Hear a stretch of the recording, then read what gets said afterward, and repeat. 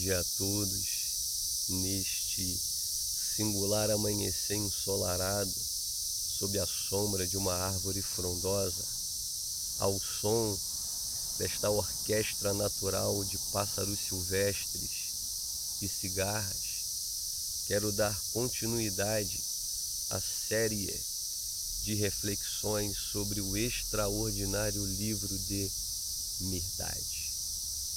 O peregrino, cujo alvo era o cume das montanhas alvas, depois do atípico encontro com o jovem pastor de cabras que lhe tirou as provisões, prosseguiu em sua jornada, escalando esta íngreme montanha.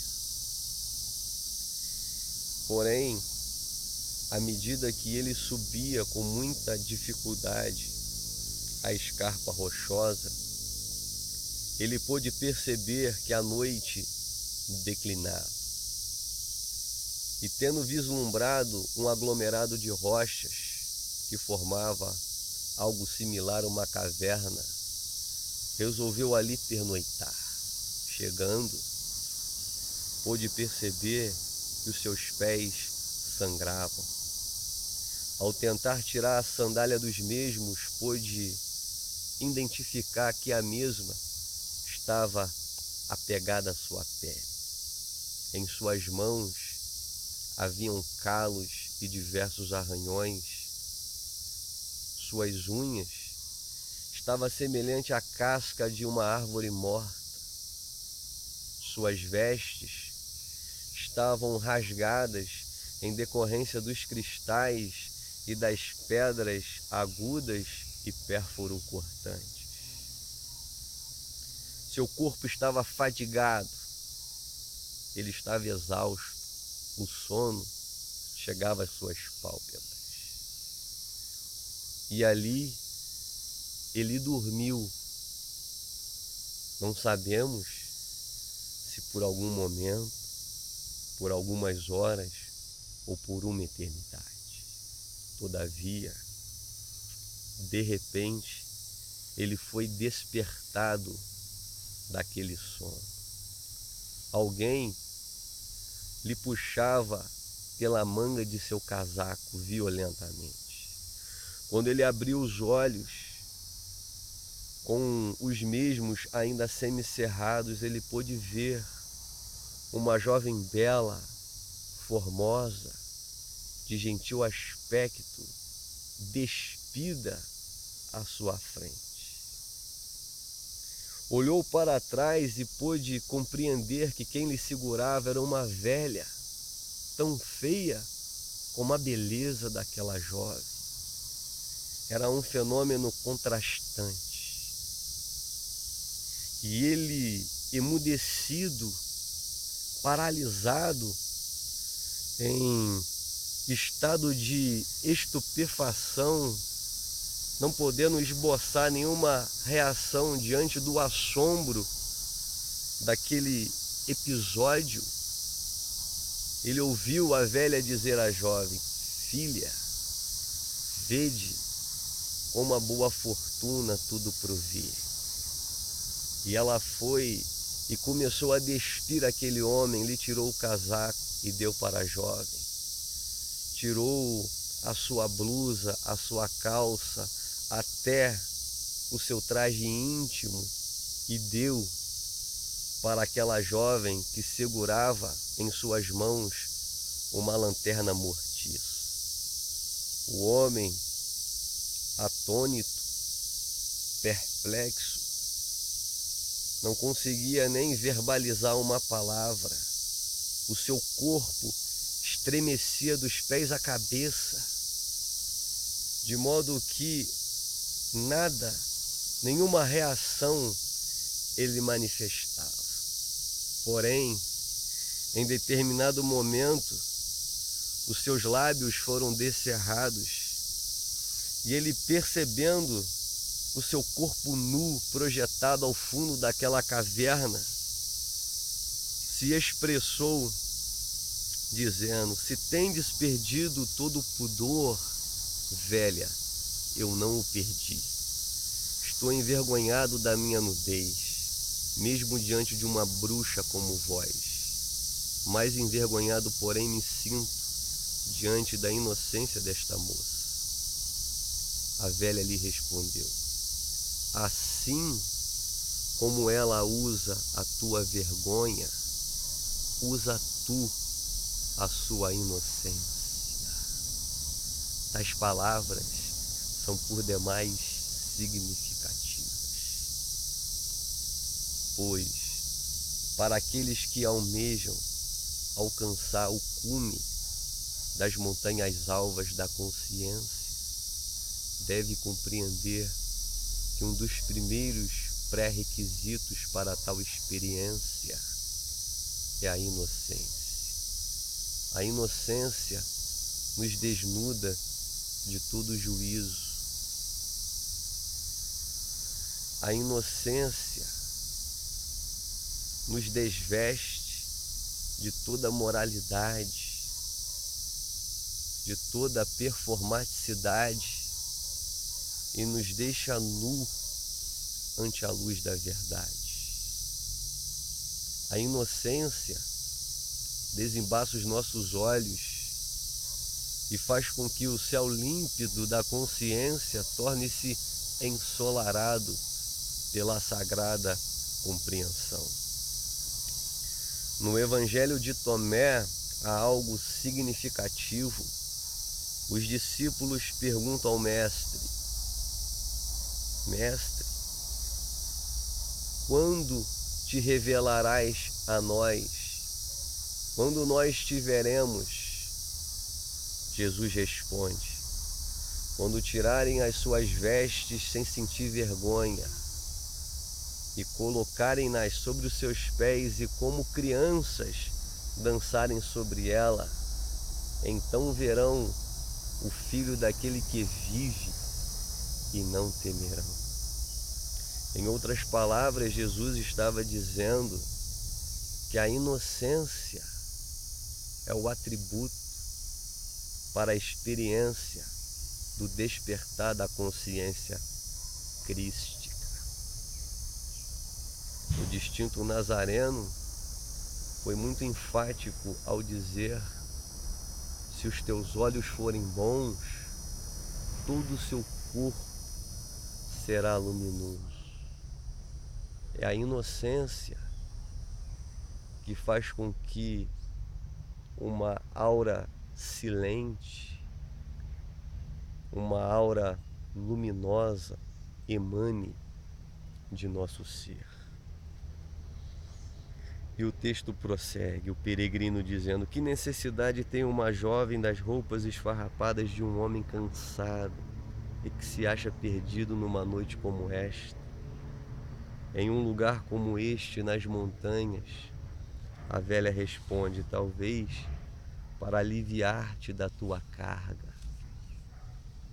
Compreenda que nesta jornada ocorrerão muitas experiências cujo propósito é aliviar-te de suas cargas, do peso morto, do fardo que o homem natural equivocadamente carrega como um estandarte, como um troféu, como um prêmio, mas que na realidade é um fardo. Muitas experiências ocorrerão em sua jornada rumo aos picos himalaicos, rumo à autorrealização, cujo propósito é te libertar dos fardos, do peso morto, daquilo que impede que você caminhe de forma desobstruída, de modo livre. Jamais encare tais fenômenos como acontecimentos ruins.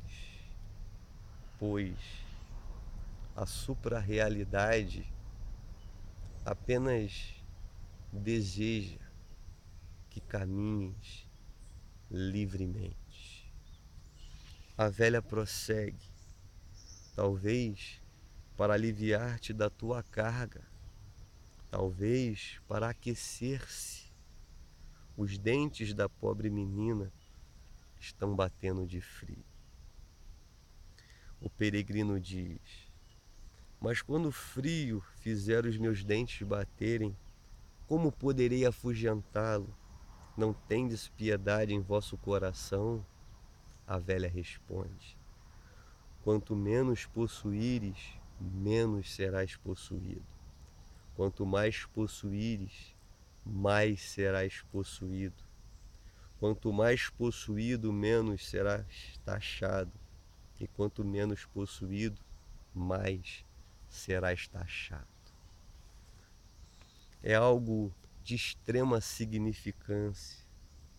Repetindo o que a velha disse ao peregrino, ela diz: quanto menos possuíres, menos serás possuído. Em outras palavras, ela estava dizendo: quanto mais desapegado fores, mais livre sereis. Quanto mais desprendido o homem é, mais uno à liberdade ele se torna. É interessante que quanto menos o homem possui, menos aprisionado ele se torna.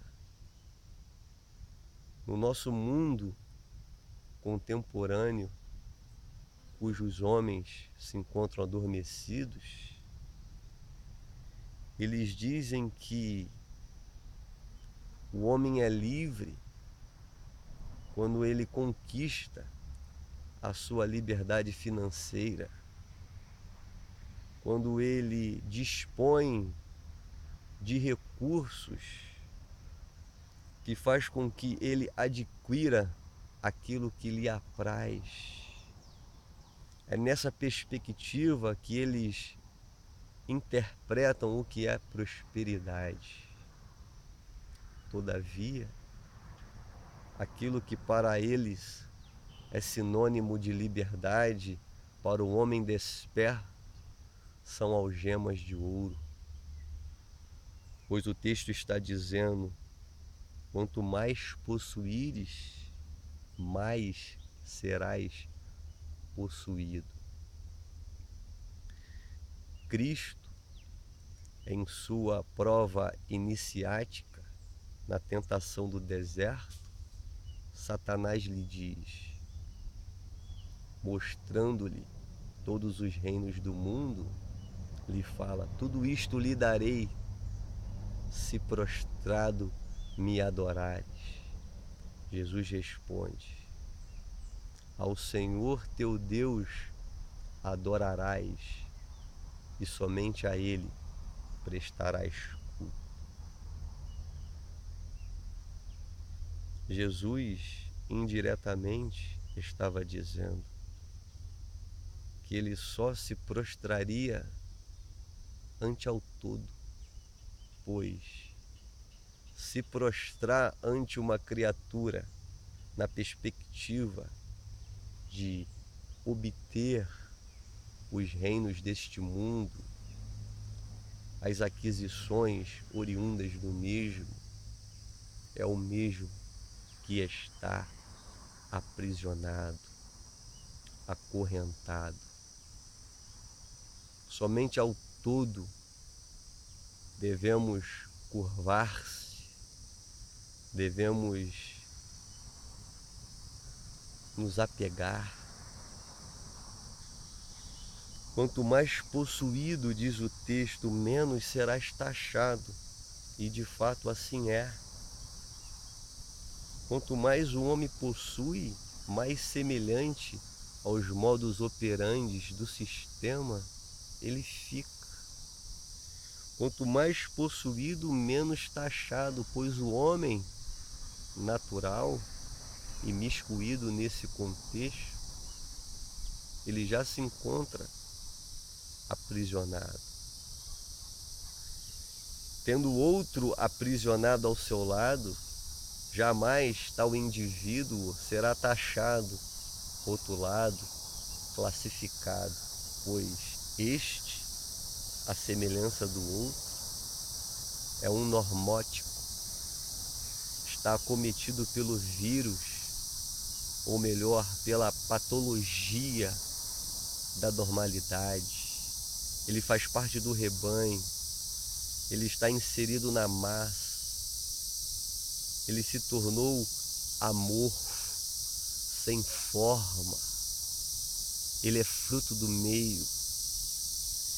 Quanto menos possuído, mais serás taxado, pois o homem liberto, o homem livre, consequentemente ele se torna notório, ele se torna dessemelhante. Ele não é um ente pluralizado, mas um indivíduo singular.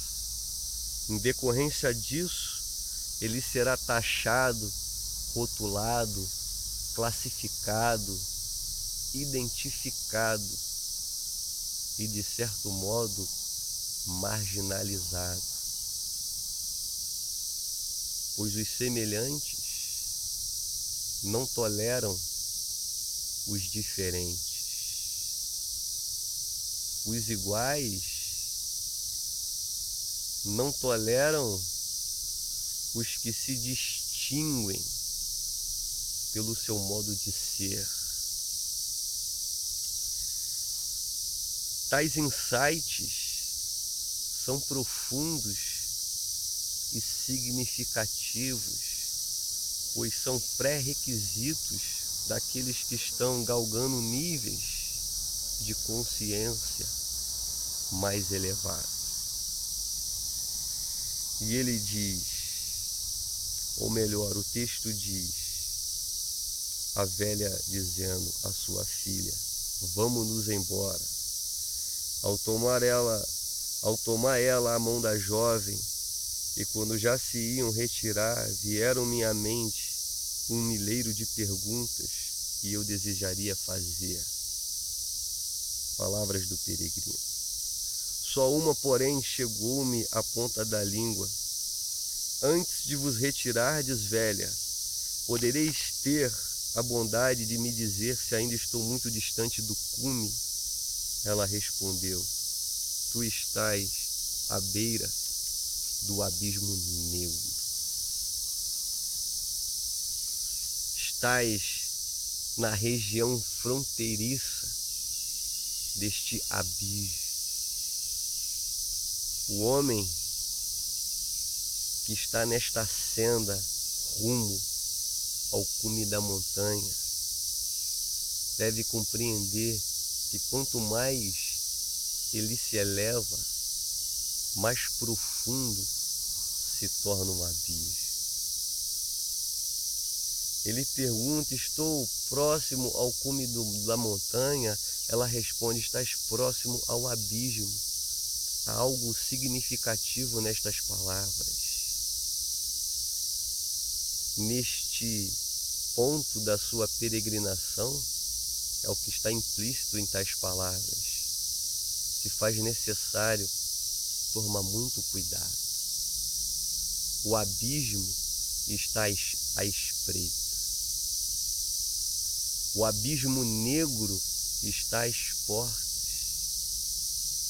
Esteja plenamente consciente, senão cairás no mesmo. Quanto mais o homem se eleva, mais consciente ele deve estar. Tais palavras oriundas do livro de Mirdade são indeléveis, jamais se apagam, pois o peregrino que almeja o cume das montanhas alvas, ele não deve caminhar distraidamente, mas ele tem que andar em plena luz do dia, em outras palavras, em plena sobriedade, consciente em tudo que faz, ele deve estar por inteiro. Espero que o segundo encontro do peregrino possa ter desvelado aos nossos corações muitas verdades relevantes e significativas para a nossa ascensão ao cume das montanhas alvas. Que o Eterno ilumine o nosso entendimento e que as vibrações harmônicas deste belo amanhecer seja um fenômeno perene em sua existência. Até o próximo encontro e que o Eterno nos abençoe.